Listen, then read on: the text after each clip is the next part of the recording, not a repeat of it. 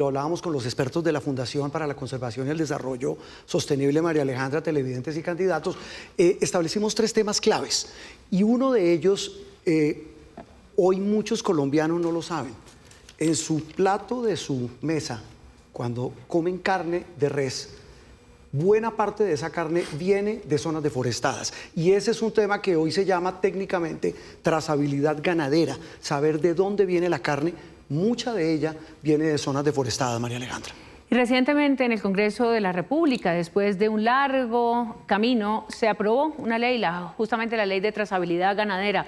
Esa ley, de lo que se trata, también porque en la Unión Europea y en otros entornos habían ya puesto el ojo sobre este problema, hasta el punto de que es necesario cuidar desde que nace el animal hasta que muere. Y justamente eso, ¿qué tiene que ver con el medio ambiente? Pues que hoy en nuestra Amazonía hay más espacios, hay más deforestación, producto de tener, digamos así, terrenos, ya vamos a hablar en términos muy técnicos, para el ganado que para, por ejemplo, los cultivos ilícitos. Julio César Vallejo es un pequeño ganadero en el departamento de Guaviare. Tiene sus reses en una zona declarada reserva forestal, pero al mismo tiempo es reserva campesina. Más allá de la contradicción, lo más grave es que es uno de los lugares más deforestados del país y él lo reconoce. Como la mayoría tenemos es cría de ganado, y entonces pues el ganado se va extendiendo. Y entonces al extenderse el ganado es lo que nos va a obligar a deforestar. Casos como este provocaron el crecimiento del hato ganadero en zonas protegidas. Por eso, en el Congreso de la República aprobaron recientemente un proyecto de ley que busca la solución al problema, la Ley de Trazabilidad Ganadera. Va a permitir que no se pueda comercializar carne que venga, por ejemplo, del Parque Tinigua, de Picachos, de Macarena, parques nacionales naturales, donde hay 95.000 cabezas de ganado. Es decir, que hay más de 250.000 cabezas de ganado dentro de parques nacionales naturales hoy en Colombia. Eso es absolutamente inaceptable. Se trata de rastrear las reses desde su nacimiento hasta la comercialización para obtener un sello verde, garantía de buenas prácticas y desarrollo sostenible. En la región ven con buenos ojos la nueva ley. Hay que transitar hacia procesos de economía sostenible y buscar que nuestras familias diversifiquen su producción a partir de todo lo que se encuentra no solamente en el pasto, sino también en el bosque. Para hacer el seguimiento a los bovinos, la ley dice que cruzará información del Instituto Colombiano Agropecuario, ICA, el IGAT, que adelanta el catastro multipropósito, y el IDEAN, que monitorea las selvas vía satélite. Desde Friogán, gremio que agrupa frigoríficos y se encarga de la comercialización de productos cárnicos, apoyan la iniciativa. Garantizar que todos los animales, todos los bovinos en Colombia tengan control de dónde están y cómo se mueven dentro del país, nos va a garantizar que esa clandestinidad en el sacrificio y comercialización de carne ilegal sea controlada. Nos va a garantizar que podamos saber de qué predios provienen los animales. Pero también les preocupa que instituciones como el ICA no tienen la fortaleza en sus soportes de información, que el catastro multipropósito tenga un bajo nivel de implementación. Por eso su gerente deja estos interrogantes. ¿Está dispuesto el gobierno que viene a fortalecer una institución como el ICA para que pueda ejercer su función y realmente pueda interoperativizar su información para generar una trazabilidad? ¿Está dispuesto a financiar la trazabilidad? Los distintos actores del proceso sostienen que la nueva ley es una gran herramienta, pero todavía es largo el camino para implementarla y hacerla realidad en los territorios. Sí, es que esta es una ley que tiene muchas aristas. Solamente el Congreso se demoró 5 años en sacarla adelante. La Unión Europea duró desde el año 2024 generando también normas muy estrictas para proteger el medio ambiente y verificar de dónde viene esa carne. Arrancamos esta ronda con la candidata Paloma Valencia y la pregunta es, como presidenta, si llega a ser elegida presidenta, ¿cómo aplicaría esa ley, candidata? ¿Cómo se hace realidad? Bueno, yo olvidé saludar a las madres, pero no puedo dejar de hacerlo porque yo estoy segura que todas las mamás de Colombia hoy nos levantamos con un desayuno en la cama, una tarjeta y una manualidad hecha por nuestros hijos, y desde aquí les mando todo nuestro cariño y la admiración porque hacen el trabajo más importante, ser mamás.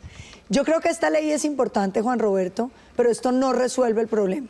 Esta es una ley que le dice al comprador qué es lo que está comprando, pero el problema es ese campesino que acabamos de ver, que está en lo que llamamos la frontera agrícola. Y para poder lograr que ese campesino no deforeste más, lo que necesitamos es, primero, que se convierta en una familia guardabosques, es decir, que pueda encontrar unos ingresos que no signifiquen simplemente tener el ganado. Y aquí hay una falla estructural que ha tenido el gobierno colombiano. ¿Cómo es posible que una hectárea deforestada que pueda albergar hasta 2 vacas produzca más que una hectárea de selva? Aquí es donde todos los conceptos de bioeconomía son fundamentales, porque la utilización sostenible de las selvas por las comunidades limítrofes son la única manera en que podemos salvar el Amazonas. Candidato Fajardo, justamente sobre este tema y lo que, digamos, está por verse es cómo justamente se puede aplicar esa ley.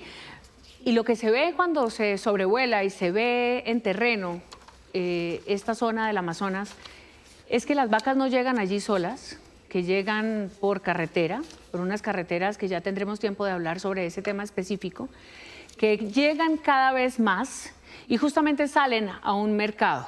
Todo ese proceso no se puede hacer solo y exclusivamente porque unos campesinos están teniendo allí sus ganados. El Estado, ¿cómo hacer de regulador y controlador de verdad? Y no solamente casi que de cómplice y de mirar, papel de mirar qué es lo que está pasando sin ningún control. ¿Por qué el Estado no es capaz de intervenir este mercado ilegal? Lo acaba de decir muy bien. Esos no son simplemente unos campesinos que trajeron unas vacas para llegar a un terreno que talaron. Detrás de esto hay que saber bien quiénes son las fuerzas poderosas que están detrás de ese proceso de tala, que van ocupando con una ganadería. Algunas personas lo hacen de manera informal, como probablemente este campesino, pero están acumulando tierras que van adquiriendo valor y se van apropiando de ellas. Por eso se necesita la definición del gobierno para perseguir y hacer la trazabilidad, no solamente de la carne, por dónde se mueve, sino de los dineros que llegan a ese territorio. En particular, es crucial que nosotros tengamos claridad sobre los territorios, que el catastro multipropósito nos permita identificar quién es el dueño de la tierra, dónde están los baldíos y de manera tal que podamos ir formalizando lo que se pueda ir formalizando para hacerle un verdadero seguimiento.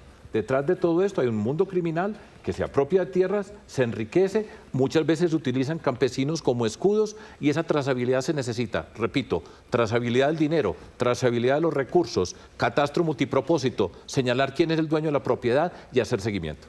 Muy bien. La siguiente pregunta específica sobre este tema para el candidato Mauricio Liscano.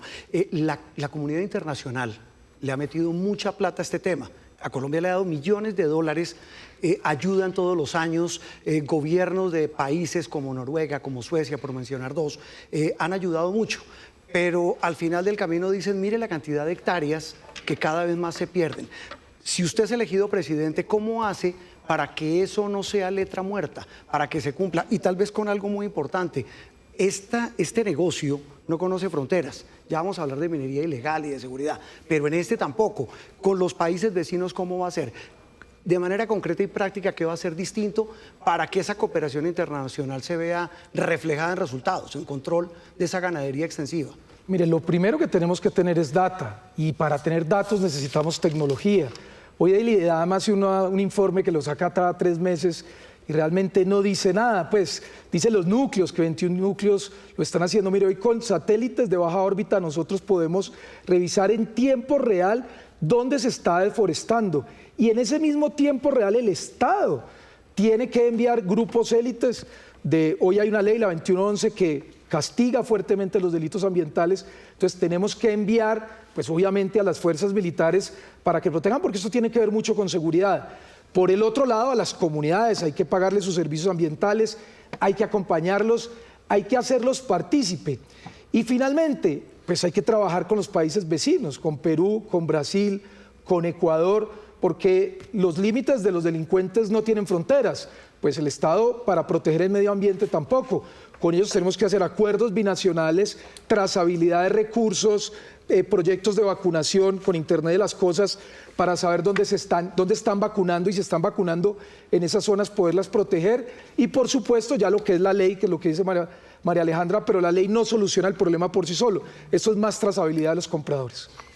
Ya vendremos con muchas contrapreguntas para el debate después.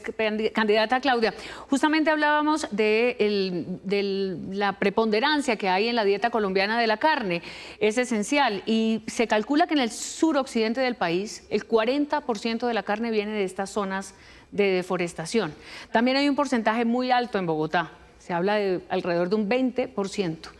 ¿Qué responsabilidad le cabe al consumidor? ¿Y cómo cambiar la conciencia para que en este país, que tenemos que ser conscientes de tantas cosas, de tantos problemas, tengamos un cambio de cultura, si se quiere, al entender que ese consumo tenemos la posibilidad de exigir que no venga de estas regiones de deforestación? Pues, María Alejandra, eso es lo que la ley va a permitir. Yo francamente creo que los culpables no son los consumidores, pero estoy segura que cualquier colombiano, si tiene la información en el etiquetado, como pasa con otros productos, pues comprará una carne confiable. Pero aquí hay dos problemas. Uno, los grupos criminales. Yo creo que la gente de parques nacionales hace una tarea extraordinaria, pero no pueden seguir siendo solamente unos civiles con un chaleco enfrentando al clan del Golfo y a las disidencias que deforestan. Necesitamos, y yo voy a crear como presidenta, una guardia forestal de la Policía Nacional que sancione, que tenga todas las capacidades en terreno, que le dé plazos perentorios a ese ganado criminal, o lo sacan en pie o lo sacamos en canal, pero no podemos seguir permitiendo que usen el ganado además como una forma de acaparación de tierras para lavar otras rentas criminales. Ahora, para la gente como los campesinos que vimos, hay un doble problema. Por un lado, la derecha de este país que se ha opuesto sistemáticamente a una reforma agraria. Ese campesino no estaría deforestando el Amazonas si tuviera un predio en los valles interandinos. Hay que continuar con la reforma agraria, con la entrega de tierras, con la asistencia técnica. Y por último, tenemos que lograr también tener un gran programa de mujeres que reverdecen, las mujeres indígenas, las mujeres campesinas. A propósito que nombras a Bogotá, el 24% del agua de Bogotá, de la lluvia de Bogotá, viene del Amazonas. Los bogotanos deberíamos pagarle los servicios ambientales a esas mujeres indígenas y campesinas para que reforesten la tierra donde sacamos el ganado. Todas esas acciones comprensivas van a permitir que controlemos la deforestación, que tengamos conciencia sobre qué estamos consumiendo y que entre todos protejamos nuestro patrimonio ambiental. Abrimos el debate sobre este tema y aquí hay un aspecto que puede ser bien interesante y quisiera oír la opinión de cada uno de ustedes en la medida en que el tiempo lo permita rápidamente, y es la relación con los entes territoriales, porque es que esta es una ley nacional, pero hay gobernadores, hay alcaldes, hay concejales, hay diputados, y sin estigmatizarlos, pero de todas maneras esta maquinaria, lo decía Sergio Fajardo, es muy grande. ¿Cómo se puede complementar una ley nacional con las realidades de las regiones? Ese ganado está saliendo para muchas regiones del país. ¿Quién quiere arrancar? Rápidamente. Candidata Paloma Valencia, y ya les doy la palabra a los demás. Lo primero es que lo que está diciendo la doctora Claudia no es cierto. En el gobierno de Iván Duque, solo por dar una cifra, se entregaron titularizadas más de 1 millón de hectáreas y hectáreas nuevas entregadas a los campesinos fueron 723.000. Lo que pasa, doctora Claudia, es que nosotros tenemos un frente colonizador que tiene que ver con los negocios de acaparamiento de tierras, pero que tiene que ver con los negocios de narcotráfico que están precisamente en la frontera agrícola. Uno de los temas que hay que pensar es cómo se desactiva la frontera agrícola. Y esto es bien importante, porque tiene que ver con las oportunidades que uno le da a esas personas. Y yo coincido, lo más lógico es hacerles una oferta de tierra en otros lugares de Colombia, de manera que puedan montar su ganadería en otros lugares. Pero esto necesita sobre todo recursos. Uno no puede hablar de cambiar la frontera agrícola si no tiene la suficiente capacidad. Y esto implica brigadas del ejército, despliegue rápido, monitoreo satelital, familias guardabosques. Esto tiene que ser un paquete de cosas que nos permita desactivar esa frontera agrícola. Candidato Mauricio Liscano, y voy a hablar del tema, ya le doy la palabra a la candidata Claudia López. Realmente el problema del medio ambiente no es un problema, digamos, sectorial, no es un problema ambiental, no es un problema del Ministerio de Medio Ambiente. Mire, este es un problema de todo el Estado. Lo que tenemos que aumentar es verdaderamente la coordinación. Ya hay un comité que se llama CONALDELF, donde une a todos los ministerios. Tiene que estar defensa, tiene que estar infraestructura, tiene que estar minería, tiene que estar la fuerza pública. Es decir, lo que necesitamos es coordinación horizontal con todos los ministerios, y el presidente es el que tiene que liderar eso. Y tenemos que tener coordinación con los alcaldes y gobernadores para poder, y con las comunidades, para poder realmente resolver el problema de la deforestación y del acaparamiento de tierras. Este es un problema verdaderamente del Estado como un todo. Candidata Claudia López, usted le quería responder a la candidata Paloma No, Valencia. digamos, lo que uno sí no puede hacer es tapar el sol con un dedo. La derecha colombiana se ha Y opuesto nos a la falta reforma 15. agraria desde 1936. Y vamos en el 2026 y seguimos todavía hablando de reforma agraria, y jurisdicción agraria, por ejemplo, no se ha podido sacar. Yo sé que Paloma tuvo un papel importante para tratar de sacarla, pero ahí sigue enredada. Entonces, sin duda, continuar poniendo a la gente donde debe estar. La gente debe estar donde pueda sembrar mejor, donde tenga mejor mercado, mejores carreteras. E insisto, uno no puede tener aquí una aplicación de esta ley, no solamente como lo decían en el video, requiere que el ICA tenga la información y la capacidad técnica. El ICA es hoy un botín politiquero y burocrático para elegir congresistas, pero también requiere que Parques Nacionales tenga una guardia forestal con dientes de verdad para enfrentarse al Clan del Golfo o a las disidencias de las FARC. Mire, para sacar esa ganadería criminal. Ya vamos a hablar del tema porque en minería ilegal sí que se ve ese asunto. Pero además, cerremos este de pero ganadería. además una cosa adicional a esto, miren, estos sobrevuelos que se suelen hacer con cierta frecuencia han llevado a embajadores, a fiscales, a magistrados, a ministros, a todo tipo de funcionarios para ver esto. Entre febrero y mayo, que fue el último sobrevuelo que se hizo con esta fundación, los terrenos deforestados cerca de Chiviriquete, en el Parque Nacional de Chiviriquete, en el Parque de Tinigua, que ya no existe Eso casi. ya está muerto. Ya todo esto está deforestado y no pasa nada. En 5 parques Entonces, hay los 125.000 hectáreas deforestadas. claro, los diagnósticos en campaña están muy bien, pero yo sí quisiera que empujáramos un poco el debate a decir qué se puede hacer en terreno ya, porque mientras estamos hablando aquí, están deforestando para llevar más ganado. En terreno ya está una guardia forestal y no unos pobres señores de Parques Nacionales con un chalequito tratando de enfrentar al cierra Clan del Golfo. esta parte. Claudia, la posibilidad de, después de la media hora, un poquito para nosotros acá para decir, pero bueno. Adelante, doctor Sergio. Muchas gracias. Lo que quiero decir es lo siguiente, mire, aquí estamos en un tema de la ilegalidad que tiene que ver con la deforestación, con los cultivos ilícitos, con la minería ilegal, y es el papel de la fuerza pública. Si nosotros no tenemos una fuerza pública sólida que pueda hacer presencia en el territorio, acompañada por herramientas tecnológicas, ya se ha dicho, en este caso se tiene la capacidad para monitorear en tiempo real cómo está procediendo esa deforestación.